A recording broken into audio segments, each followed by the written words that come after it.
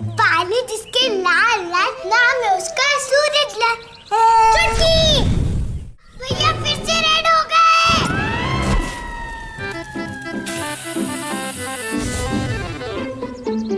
अब क्या बताऊं, ऐसे ही है सूरज, गुस्से में लाल नहीं आग का गोला हो जाता है। ये कहानी है गर्म सूरज की, उसकी गर्मी से परेशान उसके अपनों की। ये कहानी है इस गर्म शरीर के ठंडे सपनों की। एक टॉय से नहीं खेल पाया मेरा बच्चा। मंगलयान पर बैठ के धरती पर आया ये एलियन।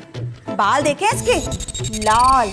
सूरज की अम्मा सूर्यवंशम देखी रही 150 बार, तभी ना पैदा हुआ है सूर्यवंशम। मासूम सूरज अपनी गर्मी से आइसक्रीम खाने के लिए दीवाना था।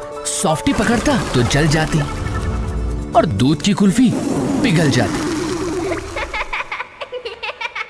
घर की चीजों में भी गर्मी दिखती रही। तू हमारा हाथ जला देता है। पेरेंट्स की टेंशन बढ़ती रही, पर भाई हौसला तो रखना था। भाई बच्चा भी तो अपना था। ठंडे को गर्म करना, नदी के पानी को बॉईल करना, बहन के बालों को स्ट्रेट करना और कभी कभी मस्ती में डेयर डेविल बनना। मम्मा, सूरज ने मेरा रॉकेट जला दिया। फेस पे कल्लन के खेत की मुल्तानी मिट्टी, हेड पे बच्चन की दुकान का ठंडा तेल, पीठ पे शाहरुख का कूल कूल पाउडर भी उड़ गया और मुन्ना बर्फ डिपो का आइडिया भी भाप बन गया। माँ बाप ने क्या क्या नहीं किया। मंदिर की घंटी, चर्च में फादर बंटी, गुरुद्वारे की सीढ़ियां और दरगाह की कवालियां, पर सूरज ज्यों का त्यों रहा मियां। बस अब लास्ट रिजॉर्ट है इसकी शादी। शायद इसी से इसकी गर्मी निकल जाए।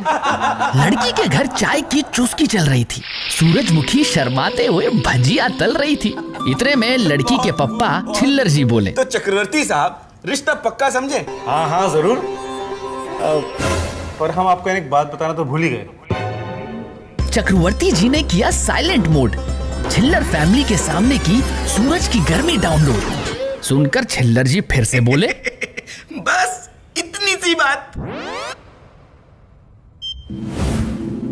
बेटा सूरजमुखी, अरे सबका मुंह मीठा कराओ भाई।